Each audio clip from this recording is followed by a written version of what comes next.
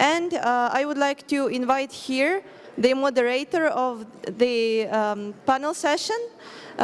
So it is Anna Lyuboima, Director of International Cooperation, Ukrainian Chamber of Commerce and Industry. Yeah, thank you. Thank you so much.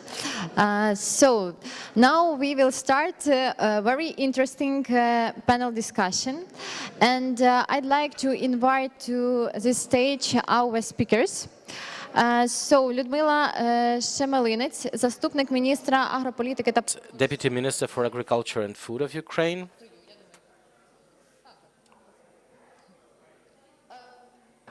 Okay. Dr. Fernando Magnota, National Relations Program at FEAAP, Senior Fellow at CEBRI, Global Fellow at the Wilson Center, and Analyst for CNN Brazil. Thank you. Ambassador Norton Rapesta, Ambassador of Brazil to Ukraine in 2021-2024. And also we will have in online regime Musa Mohammed Said, Honorary Consul of Ukraine in the Republic of Sudan. And surely that is a very important speaker, Ukrainian representative company, so Lev Alexander Bondarenko, Deputy MHP Global GR Director. Thank you so much. And if you can assist me, do we have Mr. Nagender Parashar? Okay, so we can start. I will do the same. Шановні учасники, я представлюсь також.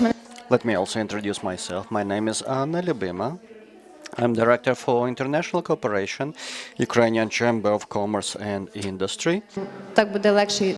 With your permission, I will start in Ukrainian, and then we continue in a multilingual setting.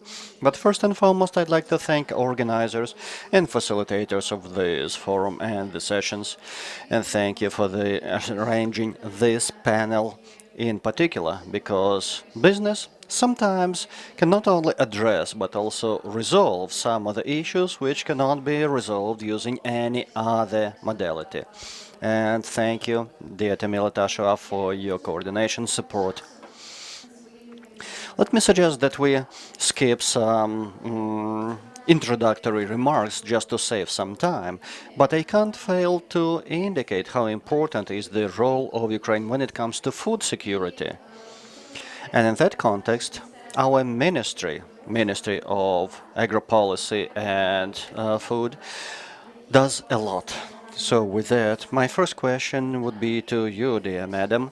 What would be the latest news you have to describe what is the role and place of Ukraine in the global markets? Thank you so much. This is my pleasure and honor to join this esteemed discussion. And today, indeed, our ministry is facing so many objectives that even myself, who personally and cordially hates any writing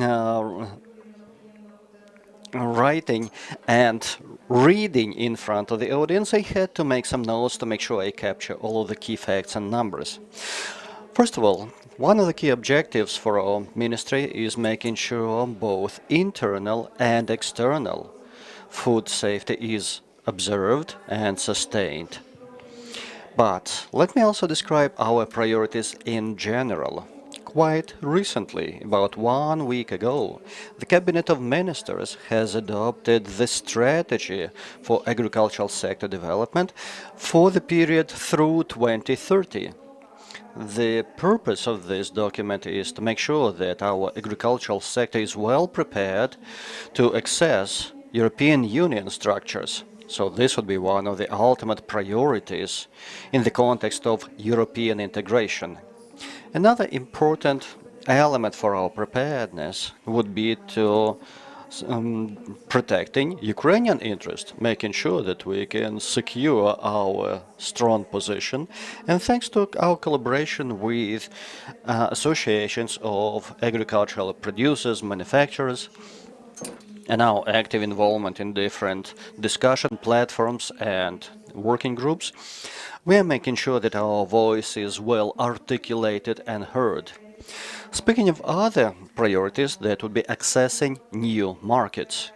Speaking of such new markets, maybe later I will explain that in greater detail, but also we have to be mindful that our internal priorities will provide for further development of the cattle breeding and production, because this will create more jobs in the agricultural sector, and thus this will be very important for rural sector development.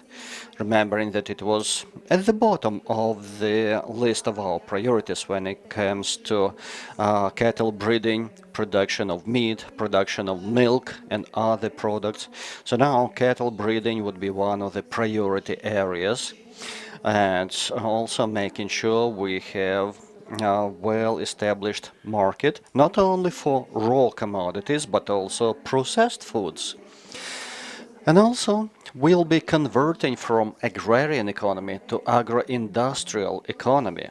Ukraine is one of the major suppliers of raw products, but our objective for the future will be added value products.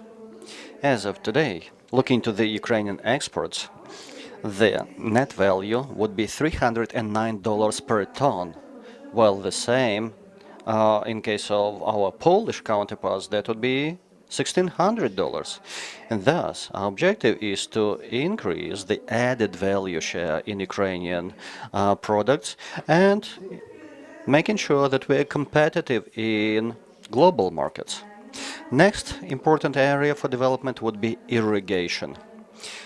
As you know, we have major damage done as the result of Kakhovska Dam destruction, which resulted in major irrigation problems because of the flooding, and respectively remembering how high is the area for irrigation in Ukraine, we definitely will have to restore substantial part of that capacity. Then supporting farmers manufacturing, particularly in the territories close to the line of conflict. This year and in the years to come, we will have a number of earmarked programs supporting local farmers and manufacturers. We are trying to be responsive to the emerging needs of the local farmers and making sure that we are focused on supporting those who are the most affected. Given those priorities and development areas, and also despite the fact that we are still at war, agricultural sector continues to work and reinforcing the global food safety, supplying food products for over 400 million of people globally. Which again makes accessing international markets such an important objective for our ministry and for our partners also to contribute to.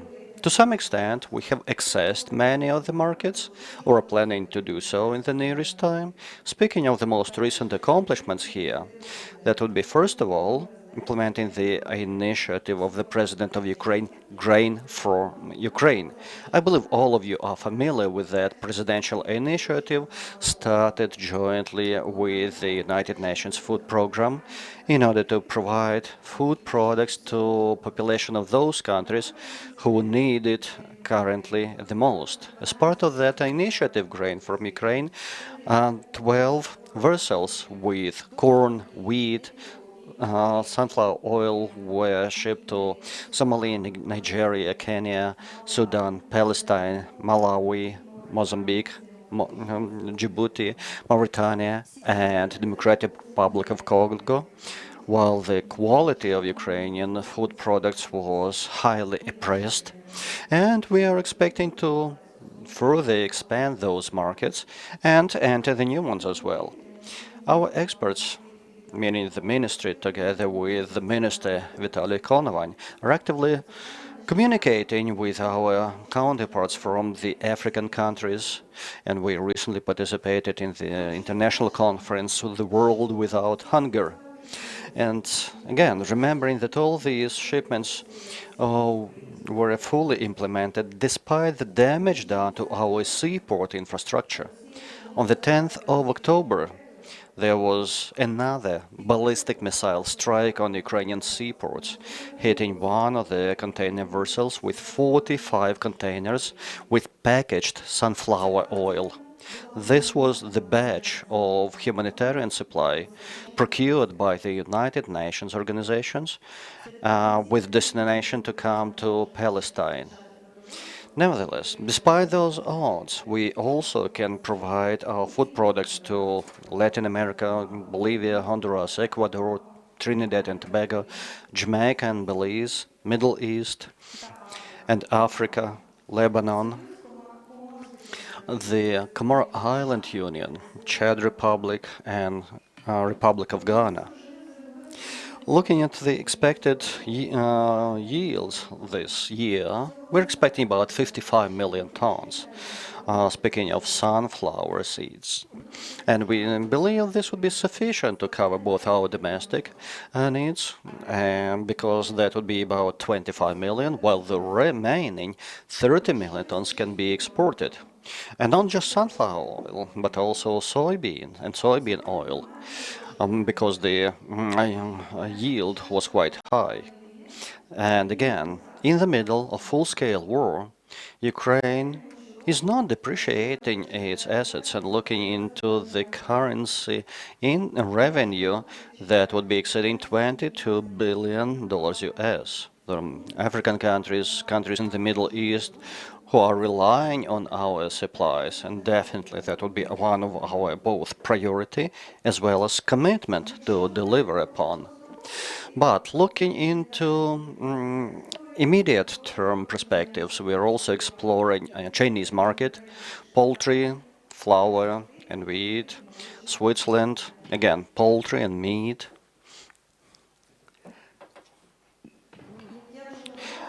As you remember, I mentioned that we benefit a lot from our partnership with agrarian associations, not only as our industry representatives and counterparts in the national dialogue, but also when it comes to international cooperation.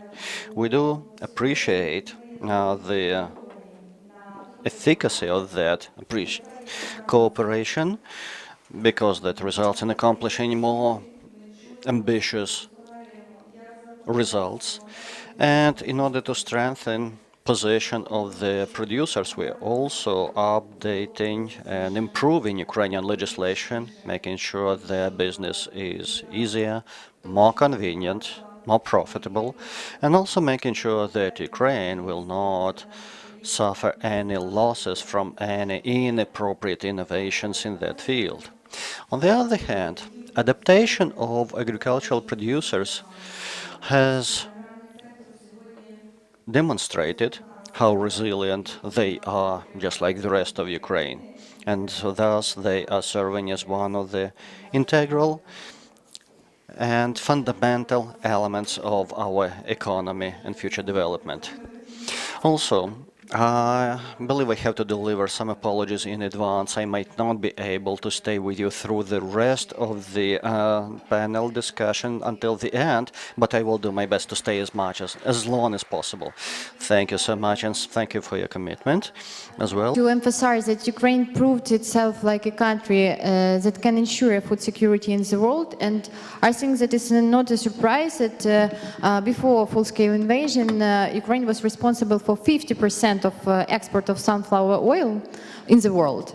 And also we exported wheat, barley and corn all over the world. So, and even now we understand how powerful our country is. And before that full-scale invasion, sometimes we didn't understand that. Because even, for example, there are some sectors and some goods that Ukraine also exported all over the world. And, for example, any micro schemes cannot be created without neon gas. And Ukraine was responsible for 50% of that neon gas. Just that is short, brief information for our foreign partners and for our Ukrainians to prove that we are really resilient and we are ready to ensure not only food security, but to scale our activities and to diversify our geography of export. And in this case, I'd like to express gratitude to our speakers from Brazil and to compare some figures. In 2024, for the half of the year, we have for now just $200 million of our trade turnover. In 2008, we had $1.1 billion. What is the reason of this decrease and how we can assist our bilateral trade to enhance these figures? I'd like to deliver this question to Dr. Fernanda Magnotta, and also, additionally, to explain what sectors can be perspective for our bilateral cooperation and how to overcome these challenges that we face now. Thank you. Thank you, Anna. First of all, I would like to say that I'm very, very happy to be here with you. It's been a very beautiful journey, I must say. Besides all the, sad times we're facing here, I've been realizing during the last days how many things in common Brazil, and I think Global South in general, if we must say, and Ukraine have in common.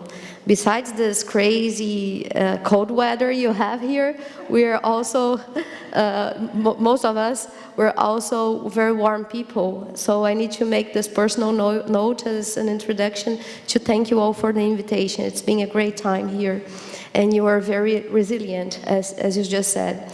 I would also like to say that I'm very honored to be with these great experts here at the panel, and very happy to meet in person Ambassador Ropesta from Brazil. So trying to go straight to the question, Anna, I think what unites countries as Brazil or others and Ukraine is that the fact that we've been facing, managing development as an independent countries, besides and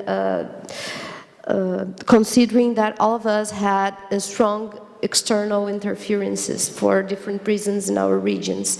And I think this is a very powerful way to tell a story, to put people together, to explain that it doesn't matter if you have a very different way of telling that. What it matters is that you know how is to be autonomous and try to reinforce your own identity, even in the economic side, in a world in which you are not the most powerful country. So Brazil is being very active in this idea of making space for a global role.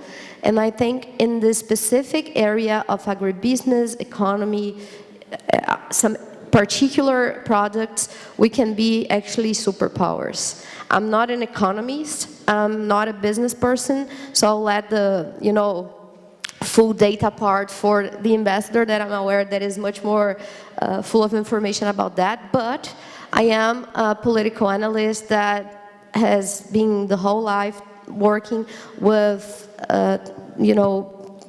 trying to project the future. And when I think about this future, I see two different approaches that maybe can answer your question. The first one is like immediate economic potential. So when we look to Ukraine and the Global South, we could say that the export of Ukrainian grains and agricultural products to developing countries are very important. So we can share experience on that, and of course we have markets to share on that.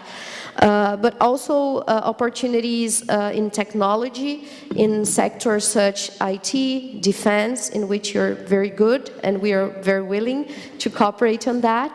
And also maybe knowledge transfer in areas such as nuclear energy or engineering. So this is what is already happening. This is what we're doing besides the war. We're always doing that. But as someone who likes to analyze trends, the message I would like to address here is that, you know, looking to the future, I love that you just mentioned geography, because I will use a word that rhymes with that, that is demography. Demography matters a lot when you look for trends. And demography is in our side, yours and ours. Because when we look to the future, and I have some data here to make my point, so you can believe me, we have things that must be remembered. So I know that we are amidst terrible times here. The world's crazy, it's upside down, and everybody is a little bit, you know, skeptical about future. But believe me, in 25 years, we're gonna have a very different world in terms of demography. And this new world is a good world for us. So in opportunities, I say. So some numbers, very reliable, then I can share you the sources, but by 2050, so 25 years from now, world population is expected to reach 9.7 billion people. Just Africa, which is a region that I know it's very strategic for you, the population is expected to double to 2.5 billion at the same period. Asia will still be very important, the largest place with lots of people, especially in India and Southeast Asian countries. And in contrast, Europe, including here, Ukraine, we know that faces population aging, demographic decline, etc. But as we are a globalized world, and you have the world as your market, this is good news. I see two specific areas in which Brazil, Global South countries, agricultural countries, and Ukraine can benefit a lot. It's related to food security, and it's related to energy security. Just to give you a very brief information, in terms of food security, food demand, because of the increasing of the number of people, expected to 2050 is an increasement of 50% of what we have today. So we're going to have 50% more necessity of food for all these new people that are coming in the horizon. And the same with energy. The Global South alone will represent 70% of global energy consumption by 2050. So I'm not talking about something that is very distant. I'm talking about things that we all going to be here to see. It's going to be a new world with a lot of people with changing access and changing mindsets of what is power. Because nowadays, power, and for the last century, power has been just defined as the traditional power. So you're powerful if you have like military resources, if you have a GDP that is big, and of course it still matters. I'm not saying that it doesn't, but we are countries that could share by demographic changes the new reality in which what we know how to do it, and we are well known for that. I come from a country that is facing hunger as well as a priority, is a country that sells food for the whole world, as you as well does. So, and we always have been treated as, you know, countries that are not so powerful, so we can be powerful. Because in the near future, we know what to do in terms of food and in terms of energy. The world will benefit from that. And just because of that, I would like to say that we, in my position, in my opinion, we should, in this case, work in the strategic points to make this reality possible. So I think Ukraine specifically can position itself as a very strategic hub in connecting agricultural production for growing markets, especially in Africa and Asia. I think it would be very important, even for countries far away from that region, like in my case, from the South American region. And also, I think we can be very good partners in diversifying energy supply, in work in alternative trade routes. I think it would be very useful as well.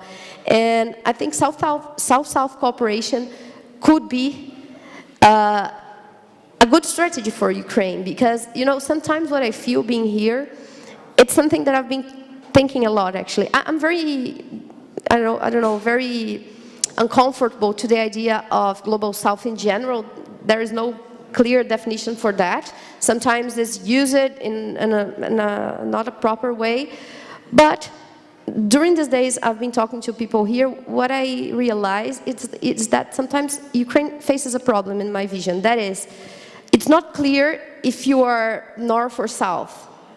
Because for those who come from the place I come, when I look to Ukraine, it looks like north. You are European, you are willing to be part of the EU, you maybe be part of NATO, so it seems to be north. But when I arrive here and I talk to you and I see what your economy is based on and what are your challenges, and I understand that we have this common ground of development as something that it really rings a bell to a person like me, I think, oh, maybe they understand us. So maybe they're north, but maybe they're south. So I think you could benefit of this kind of approach. You know, it's a very powerful approach to connect to people like in Brazil. If you tell them that you can, you know, be in their shoes. I know what you're talking about. I came from a country that faces similar challenges. This is very powerful. And that's why I think we, as both regions, I am talking about not just Brazil, but the so-called Global South, to a north / maybe south country, that we have very good competitive advantages. And it's what I see. We have high-quality arable land, we have strategic geographical locations, we have expertise in agriculture and energy technology. We have everything we need, and we can understand each other. If we use the right approach, build the right narrative, you can present yourself as a country that understands the Global South and can work together with the Global South to the world of the next 25 years, which will be the world of food security and the world of energy security. We are the countries that will provide to the powerful current countries what they will need, and of course what they are not aware, I think, and at the moment they are not thinking about that. So they will have missiles, they will have a big GHP in very technological things, they will have like the control of all IT in the world. They won't have food, and they won't have energy to power on their power. So this is very important, and for me, being not an economist, but a political analyst, I think it's very vital and very strategic. So, sorry for the long answer. Thank you so much. Thank you for inspiring speech. Yeah, and I'd like to comment that I'm really grateful that you focus on perspectives, because sometimes when I communicate with our partners abroad, the meaning that Ukraine is during the war, that is why we are just waiting for the finishing of the full-scale invasion, and then we can talk about something. No, that is not a true way of cooperation, because Ukraine is really resilient, and even despite all these difficulties and logistical complications and blackouts, explosions, and so on, our companies continue to scale the activities, they continue to export, they continue to cultivate the harvest, and even Ludmila mentioned their perspective forecast for the year of for this year. So Ukraine produces more than we need for our domestic needs. That is why we talk about cooperation. We also talk about export of goods with added value. And also you mentioned about similarities. Our power is in our diversity. So yeah, we can combine all this side of the world. And continuing further our discussion, I'd like to mention that Mr. Norton, he is former ambassador. Just like a few months ago, he was acting ambassador, and I was lucky to cooperate with you. I was really lucky to be your student, because yes, because you know what are really perspective spheres of our cooperation, what challenges are, and how to overcome them. And in this case, I'd like to ask you advice. What Ukrainians should do to be more vocal on the Brazilian market?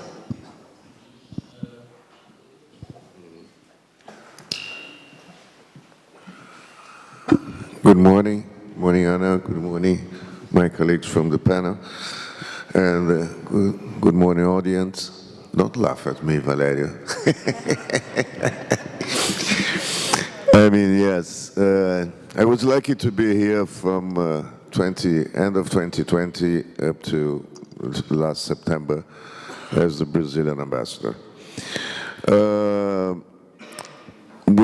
With Anna and with the Ukrainian Chamber of Commerce and Industry, we have tried to approach the two markets in 2021.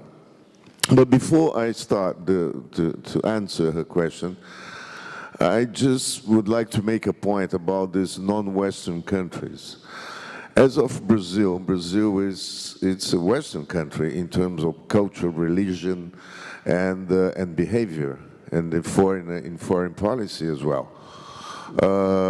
So it gives the idea that non-Western, Western country would be European Union and North America. So I just wanted to make this precision that we are Western country, as well as Ukraine is not an Eastern country.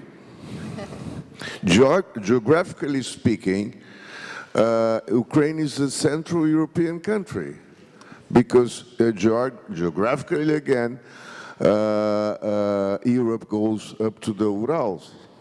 So other countries are Eastern countries, not Ukraine.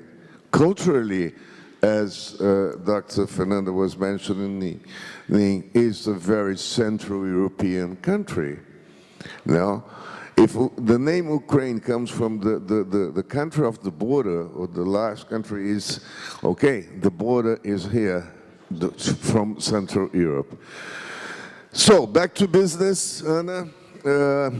I think once I was a member of a Brazilian delegation, military delegation that went to United Arab Emirates, and the father of today's president, Mohammed bin Zayed, MBZ, as he's known, said to the head of the delegation that the friends should pay visits very often, even if the visits are short.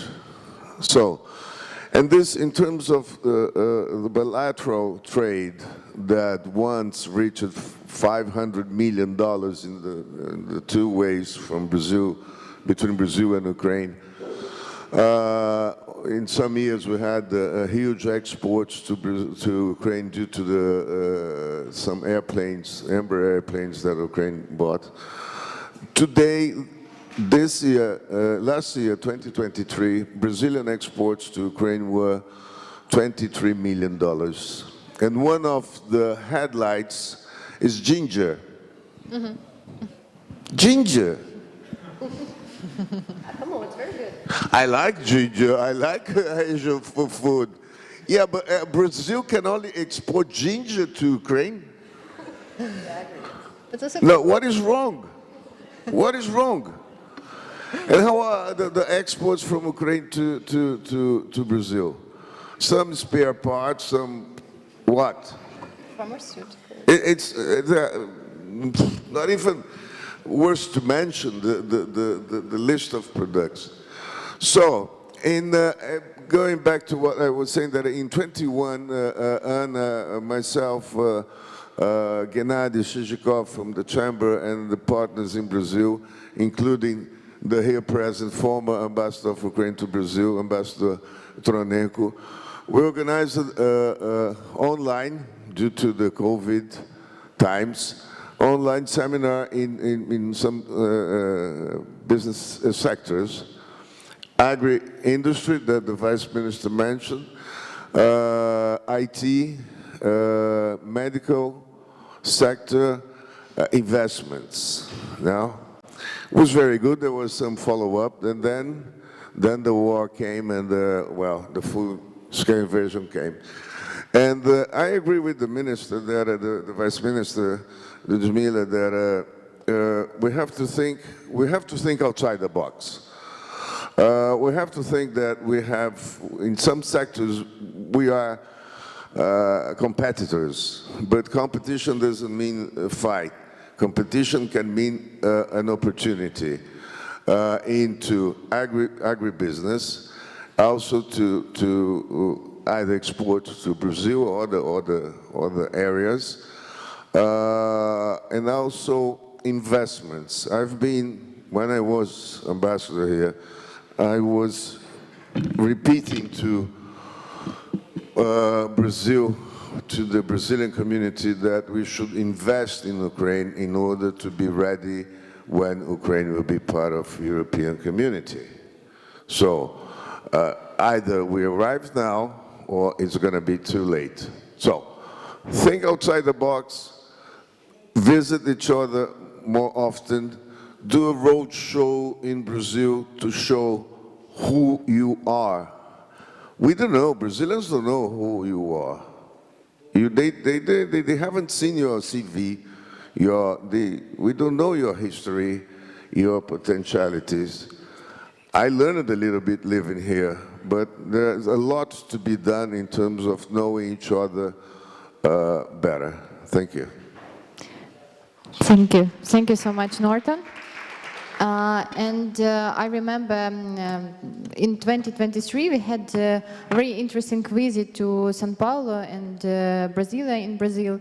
We met with different organizations, and we understand that really we should be more active, like Ukrainians, like Ukrainian companies, because that is not a secret. Nobody just sitting and waiting for somebody will come and propose very interesting and good quality products that will be with huge demand. No, we should be more active. We should present ourselves on foreign markets. We should also provide marketing research and understand which sectors are more perspective, which are not. And also, if we cannot easily export, like because of logistics and because of different difficulties, if we not start with like concrete expert, we can continue with IT sector, because there are a lot of perspectives. And for example, Ukrainian unicorns are in IT sector. Also, I know that Brazilian bank, also unicorn in Brazil, I do not remember the name of this bank, but that is also a good example how the digitalized country is, and how we can share our experiences and create new products. And also, I know about pharmaceutical sector that is really very famous on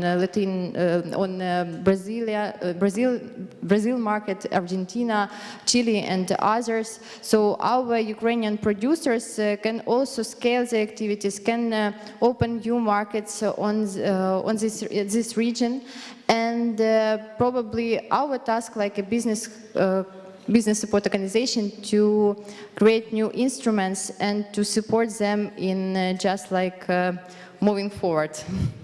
So, and I'll switch to Ukrainian. Я перейду на українську. Yeah, I will continue in English. And today on this event, we also have a representative of a company which indeed is global. It's a global Ukrainian company represented in different markets. And I would like to ask several questions. Let me start with the challenges which you faced when you entered international markets. Do you remember which first countries were there, and what are the prospects for the future? Where do you plan to move? Where do you plan to invest? Yeah, the company is MHP, the poultry producer. So over to you. Thank you, Anna. Thank you. Let me continue also in Ukrainian. Unfortunately, the colleague from the Ministry of Agriculture is leaving. I wanted to give you comments, but well, unfortunately. Yeah, if we talk about the MHP, now we export to about 80 countries of the world. We are a global and technological company, and it's really great to hear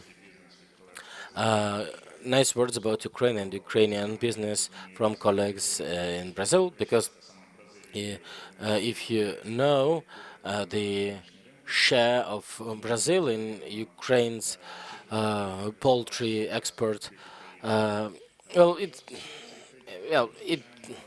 it's good, and that's why it's very honor. It's a great honor to hear these kind words. So when we started, we first focused on the EU market, the Western countries, where most Ukrainian companies have been trying to export their products. But now, looking at the results of 2023, if we look at the export of MHP, about 40% of our export is in the countries of Global South. And now it is a prospective direction for our company, because we've heard already that this is a developing market. It has lots of prospects, and actually it's developing, but it can be a very good example for development.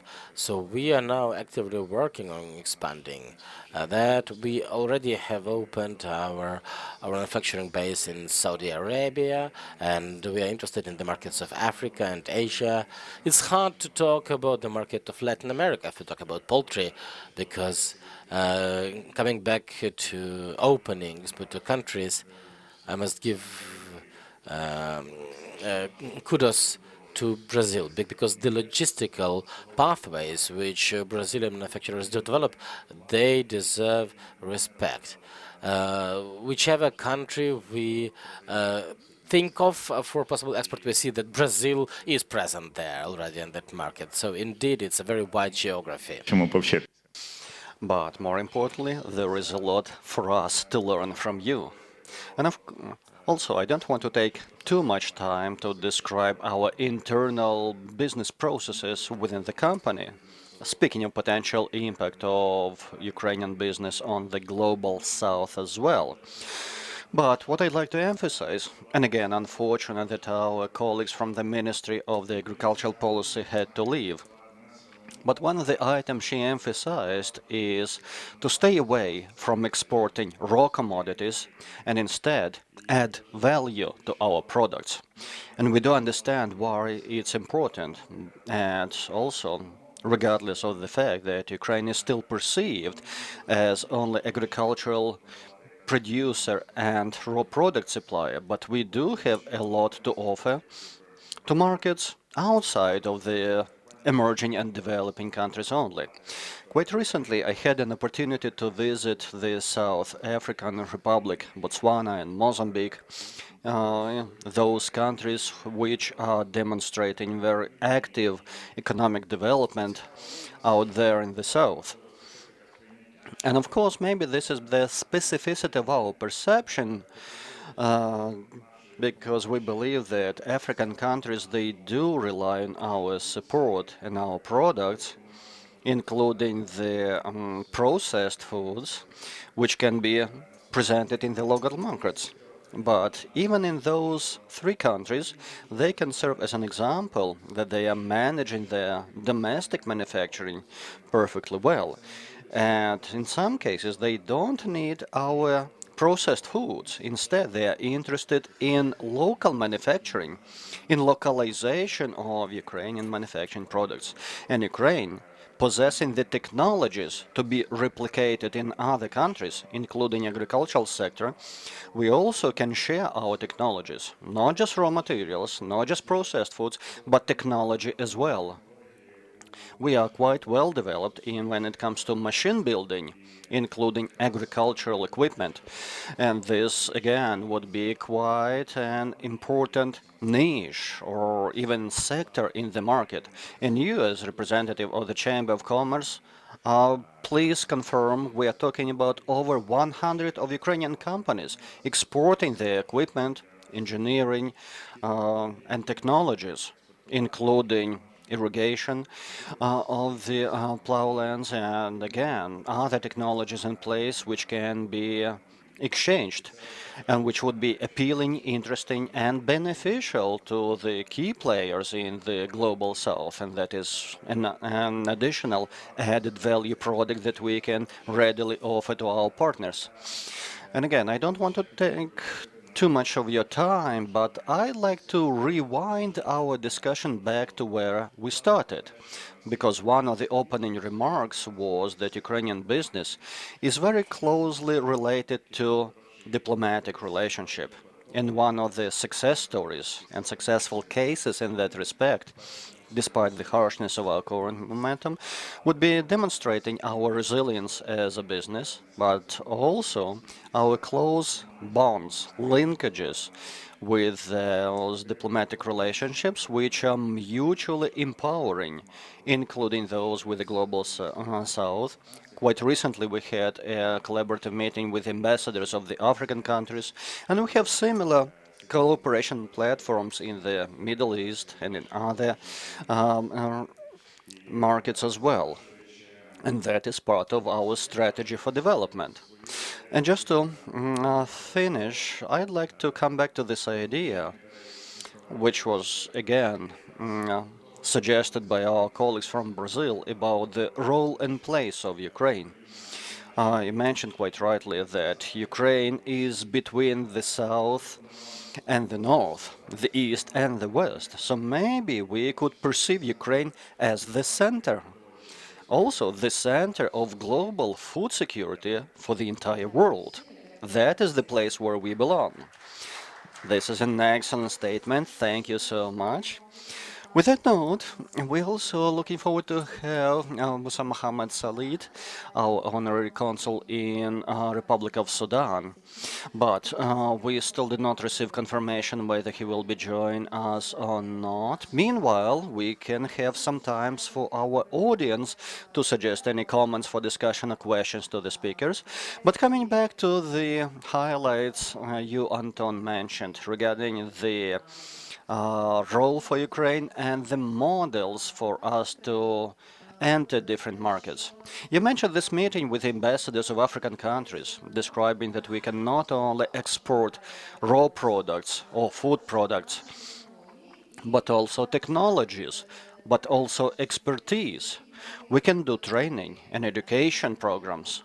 We can commission our experts to teach local professionals how to establish those irrigation systems, how to do selection of different crops, and because selection of seeds, selection of new varieties is one of the particular strengths of our science and commerce.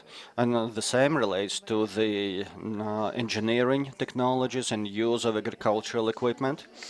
And there are many Ukrainian companies who would be willing and able to do so.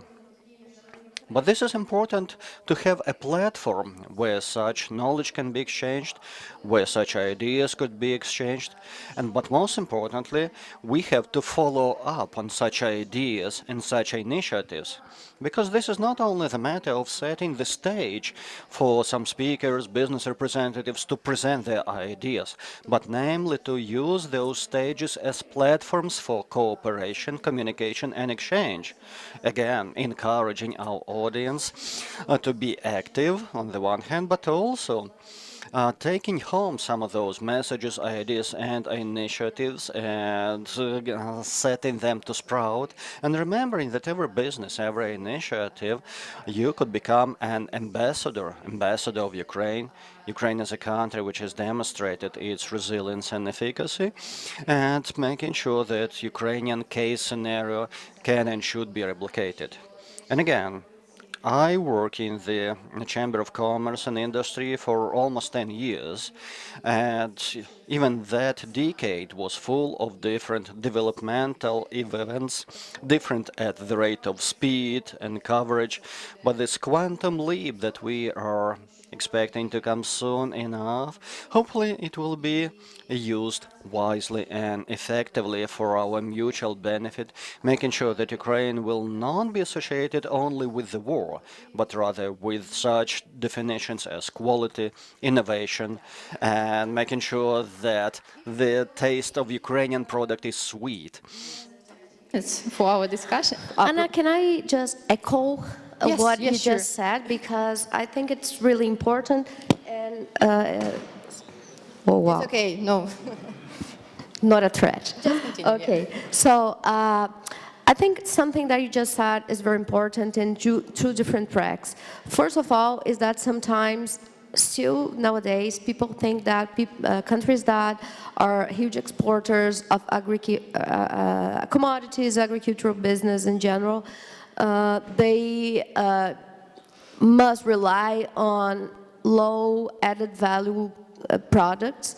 And I think this is a lesson that we together could, address as a partnership, because nowadays when we think about grains, when we think about meat, when we think about what I was saying about food security and energy, we're talking about knowledge and technology. This is very, very important.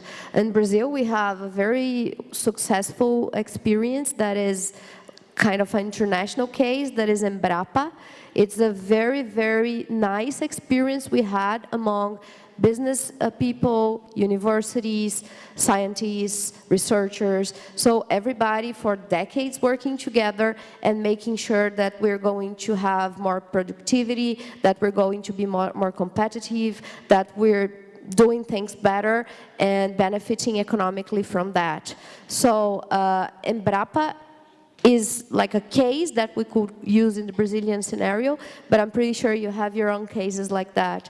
So the first thing I would like to echo is that it's not because we are supposed to be countries that sells food for the world that we don't need to talk about like innovation, technology. We are part of this discussion and we need to do this conversation.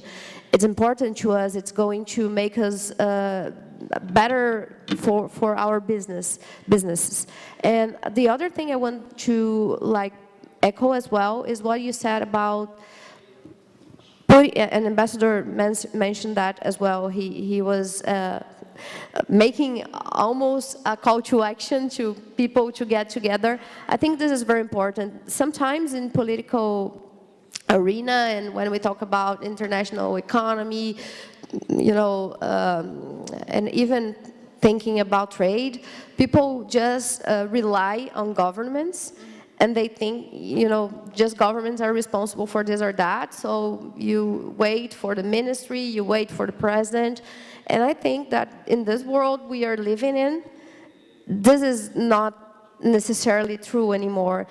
Even because the countries, my country is one of that, yours probably also, and many of the world as well, we are facing periods of polarization, we are facing periods of political change.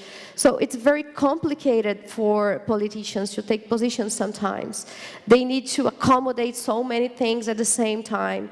They need to, talk to their most passionate people. So it's not something that it's easy to manage. In the other way, in contrast, we have business people, academics, people from civil society that stands for stability. So at the same time that we have politicians making our lives crazy, and having so many ruptures during the last years in all the places around, the other actors, the other stakeholders, they are willing for stability. So we, as these people, we are very powerful as well. So it's very important that you make like these conversations, these road trips, these shows. There are many strategies that can be applied in this specific area, and I think it would be great for Ukraine to institutionalize that. So to create CEOs forums where you can discuss things, to put together this community of experts that can contribute to knowledge and technology in our fields of expertise, to bring together people who are researching how these processes that were mentioned, like irrigation, fertilization, could be managed. It's really important to diversify the voices. If we just wait, and I can tell you by my side that the Brazilian government will be the one responsible for sharing what Brazil wants, it will not happen. Not because the government is not good, it's just because the government is floated. The government has other priorities. It will do something, it's his role to do something, but it will not do enough.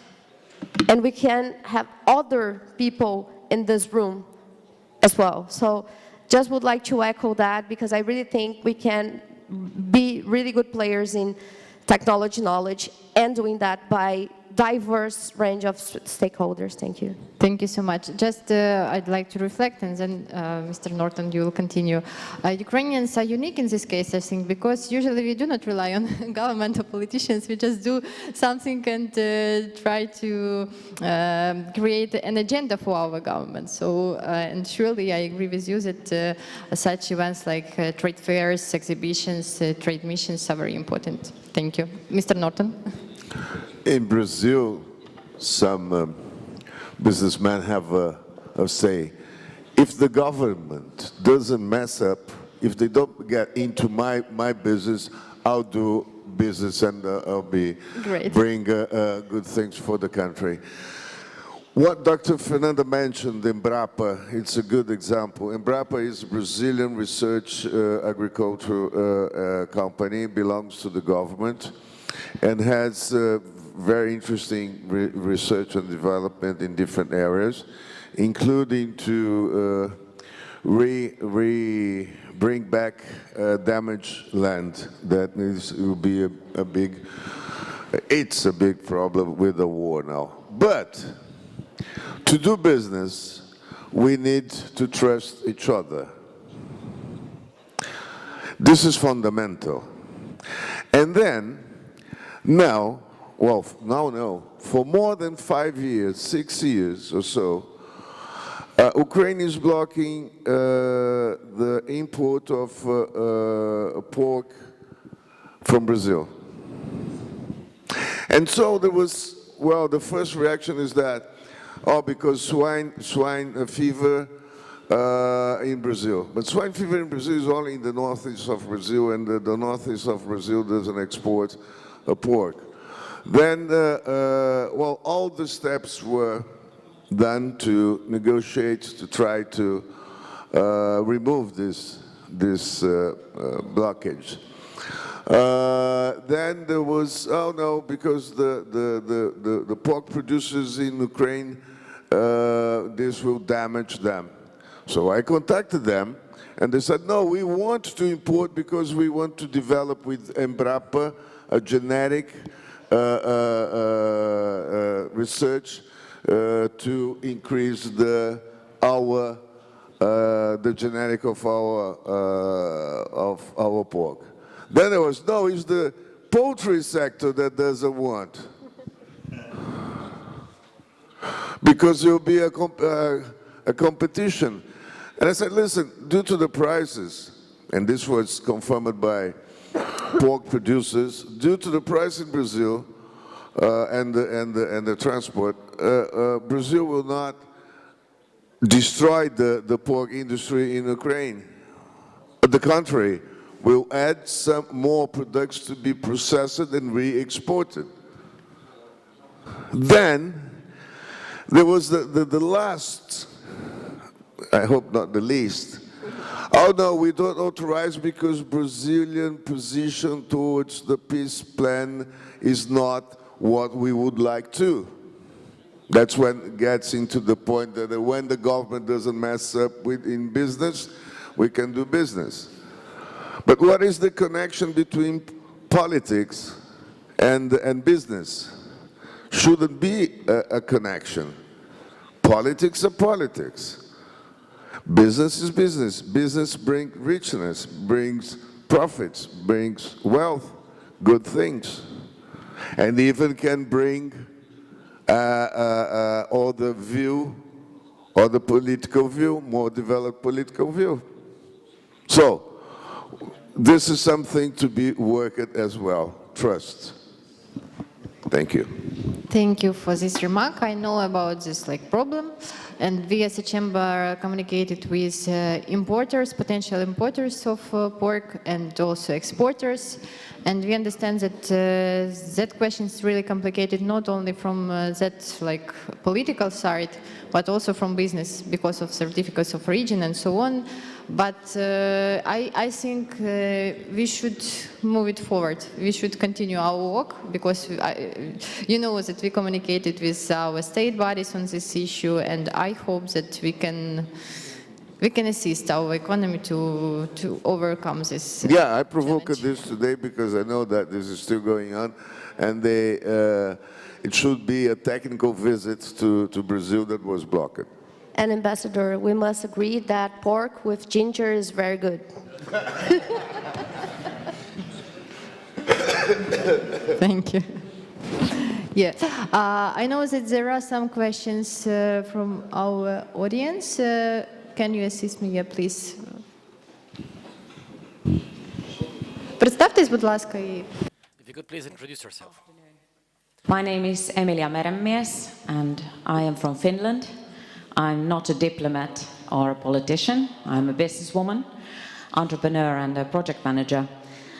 And thank you for the panelists and for the opportunity to be here at the Crimea Global. If I may ask a somewhat provocative and perhaps even a triggering question following the ambassador's last comment about trust, politics, and business.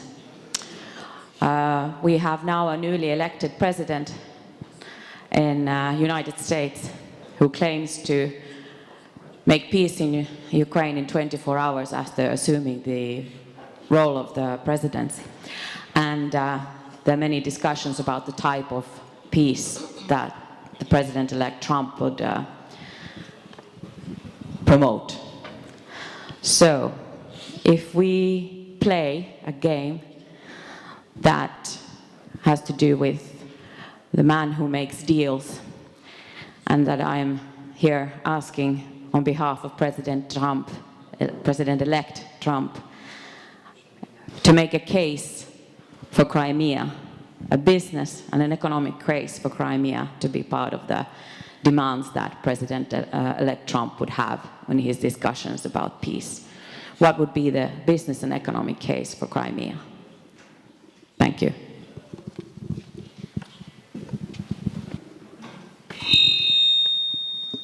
Who will answer this question?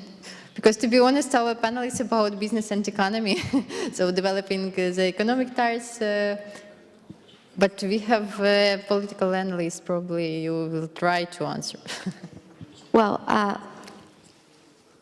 think I'm not the right person to especially describe or analyze Crimea in particular. I won't be able to say anything relevant about that because it will demand someone who is specialized on that. So I won't try to navigate seas that I don't, have the knowledge to. This is part of being honest intellectually, but I've been following the American politics for a while, Actually, my field of studies is U.S. studies. I am a person that is related to an American think tank as well. And we've been following this transition period in the U.S. very closely. So what we can tell you about what to expect from President Trump till this moment is that probably it will be, in terms of comparing to the previous administration, an administration much more focused on loyalty. So he is trying to find people to be around him that he considers that are loyal to him, and it brings to the game people that were not part of the American, inner circle in the first government. At the same time, he will face a very complicated scenario in terms of putting his agenda on trail because of the Congress.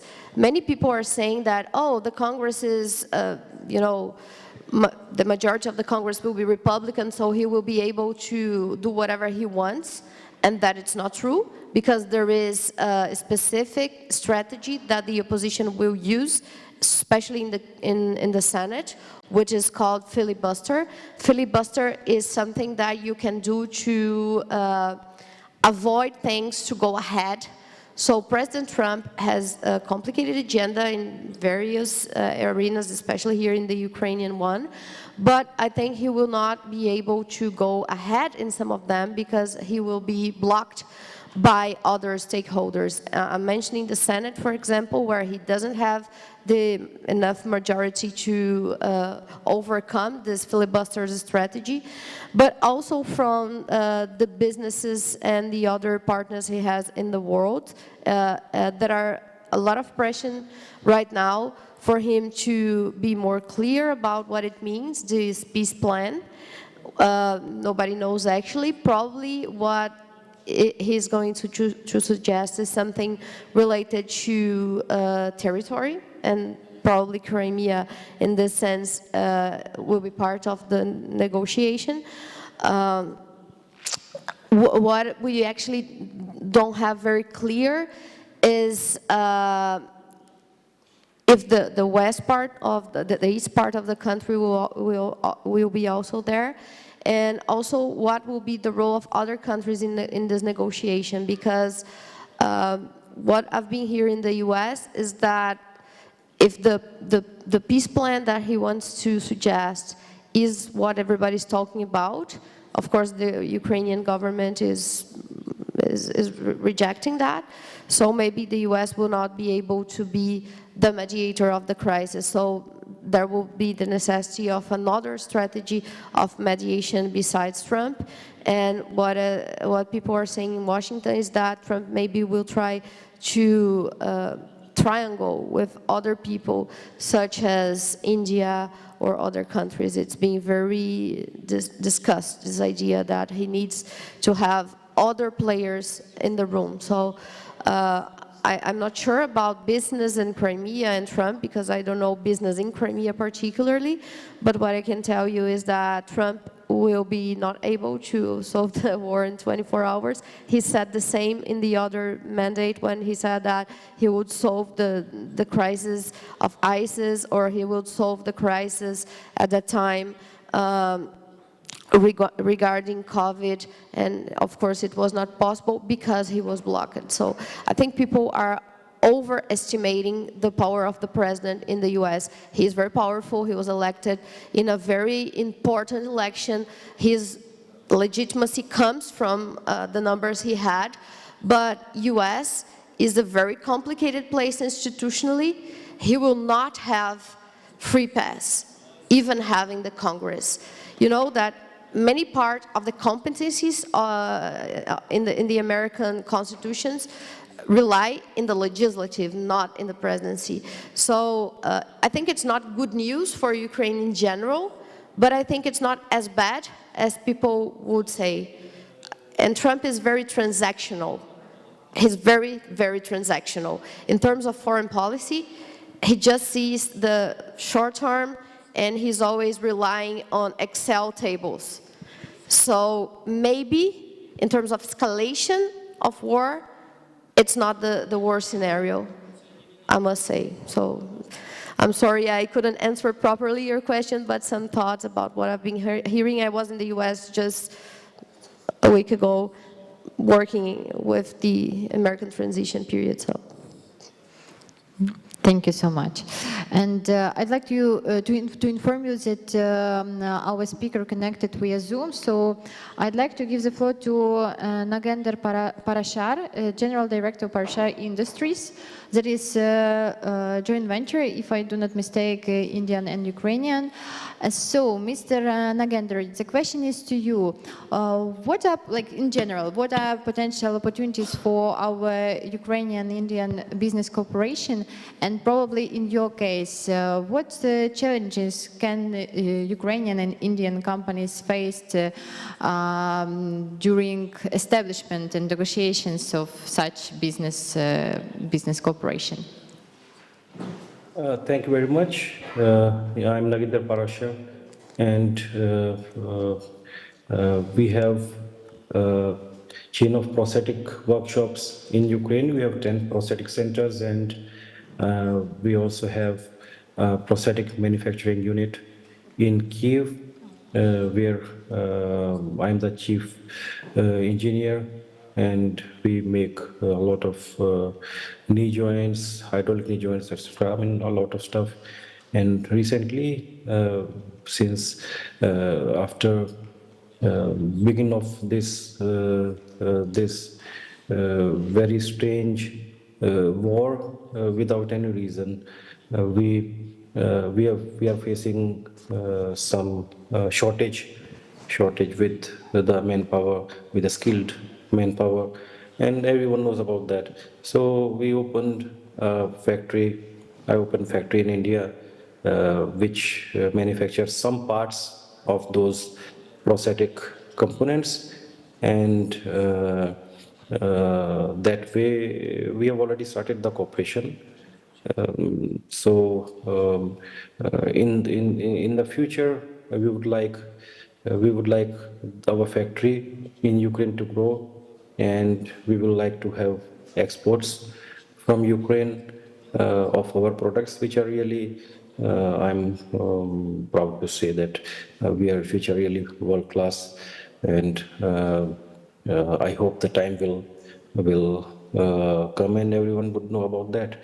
A few people in Ukraine already know about that. So we have some type of arrangement with India already. If that answers your question. Okay, thank you so much. But probably like some inspiring remark for Ukrainian companies and for foreign companies who'd like to enter Ukrainian market or invest to Ukraine. What you can recommend or advise to these business circles? Right now, if we talk about the Indian companies, we have a great embassy of Ukraine in Delhi, and we have a great ambassador of Ukraine, Mr. Polishuk, and all the embassy staff is willing to provide all the necessary help, assistance to any Indian business who wants to work in Ukraine, and the Ministry of Economy of Ukraine is doing a great job. And they also traveled to India in January this year and participated in a big exhibition and clearly stated that anyone who wants to start a business in Ukraine would be helped by the government of Ukraine in every way possible. So I think that's a welcome step for Indian business, that the government itself is very eager to have any business which wants to explore the opportunities in Ukraine, and even doesn't need to wait for the war to end, because all wars end anyway, and we hope that in January some good things might happen. We are waiting for them, that the war will end. So the Indian business can already start finding out who they want to work with, which sectors of economy they want to work with. There's a lot of work in Ukraine, and the government, Ukraine government is welcoming the Indian businesses and all the businesses, in particular Indian businesses. Thank you. Thank you so much. Thank you for your speech. And probably we have just less than 10 minutes to the end of our panel discussion. I'd like to give the floor to each of our speakers for some final remarks, also like my question to Mr. Nagender about some advice and advice for potential investors and potential companies who'd like to enter Ukrainian market or who'd like to invite Ukrainian companies to foreign markets. Thank you. Please, you will be the first. Yeah, so I think I would just add to what was just said, that, you know, business, politics, and everything is, in the end of the day, about people. So if we're talking about building trust, if we're talking about shaping the future by any opportunity, try to, you know, invest in technology, think about demography, everything we've been talking here, being competitive, everything, we need first to know each other. So it's very, very important to know each other, because it's the best way you understand that we maybe seem so different, but we are not actually. And I think our countries are doing less than they could to get together. And I'm pretty sure that it's not the reality just for my country and yours. I think we as the world, at the same time, we are so, you know, cosmopolitan and globalized. We are not taking enough time to see what's happening in the other side. So I would suggest, as a practical thing, for those who can promote as much as they can these people-to-people connections, just do it, because it's very, very transformative. I believe that for a business, and I also believe that for things in general. I am pretty sure that if we could have like the Brazilian delegates here from the business in much more times, they would go back with a different view for many things, as it would be the same for politicians and other stakeholders. When you meet people, you get connections, you feel bounded to that reality, and you start reshaping your own convictions, and sometimes the way you consider your own future. So you say, oh, these people exist, and they're doing something that it's nice. So I think getting to know people is the key. It's so basic, it's so, you know, naive saying that out loud, but it's at the same time, it's the most important thing. I must tell you, it's my first time in Ukraine. I've been traveling a lot in my life, but I think this is the longest trip I ever took. And you know, I've been to more than 70 countries, including Japan, which is very far away from Brazil.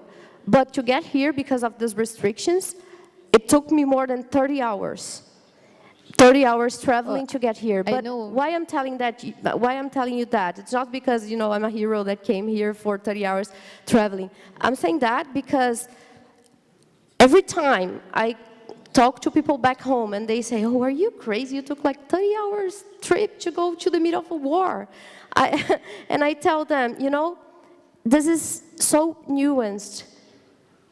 You don't understand what it means. 30 hours can be nothing, or can be a lot. And when you get to know people, I cannot think about going back. And I'm talking that in personal terms because I think it's the reality for everything. So if you want to have better business, if you want to get more exports, if you want to have a better GDP, to conquer more markets, just make it possible. Make people meet people, because at the end of the day, they are the ones who make the decisions. I would say just that. Great remark. Thank you so much. Thank you so much, Mr. Norton. If you allow me, Anna, just to add the 2 words to what Dr. Fernanda said.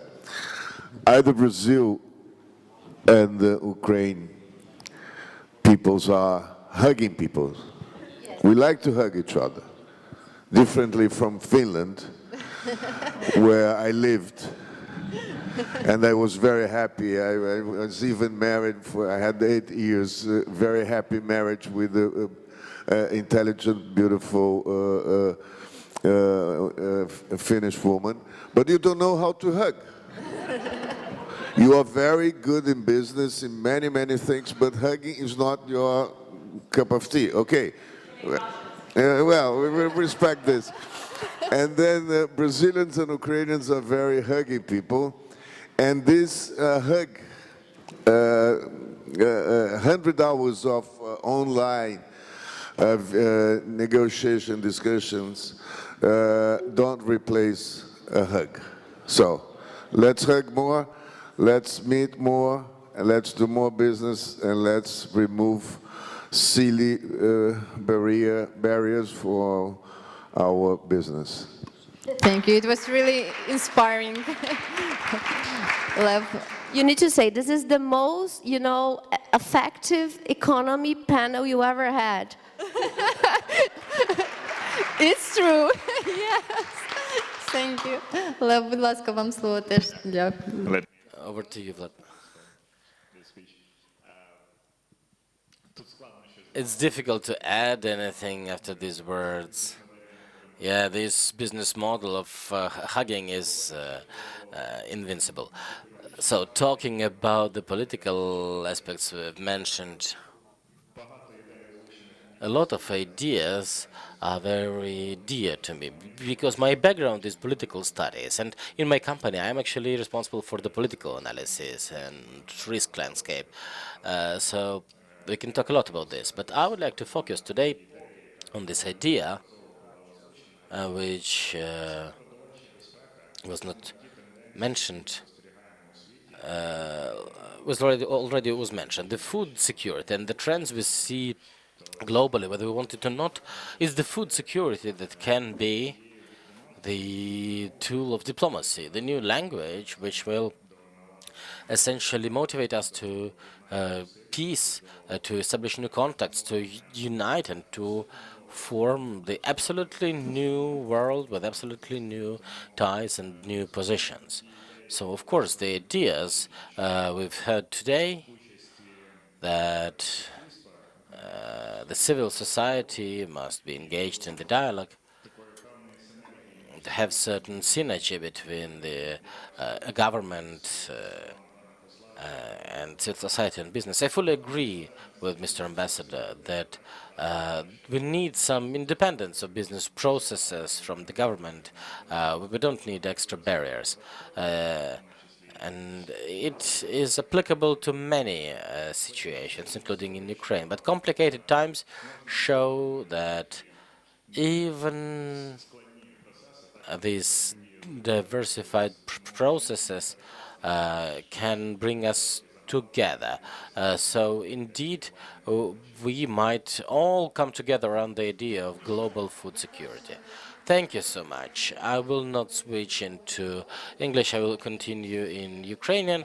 So I would like firstly to say thanks to our guests who came from afar, to say thanks to all the panelists and the participants here, because indeed, when we talk about establishing communication, business communication, political, any communication, it's very important to establish human relationship. And Ukrainians can win the hearts of different people, not only by showing that we are brave, but also there is this kind of magic of personal communication, and these meetings would help us in business cooperation as well. And I would like to reiterate that companies should consider different business cultures. We need to respect the traditions of each other, because indeed in the world there are different countries with different cultures. So first and foremost, Ukrainian and international companies need to understand the proper business dialogue, proper communication, take part in business activities, expos and business forums, and come together in association, because you cannot win a battle alone. So business associations really help some voice to Ukrainian or international companies. Буду завершувати, але хотіла б завершити цитатою. Чесно, не дуже пам'ятаю, хто її сказав, але ми будуємо, людство будує занадто багато стін і так мало мостів. Давайте будувати більше мостів. Дякую.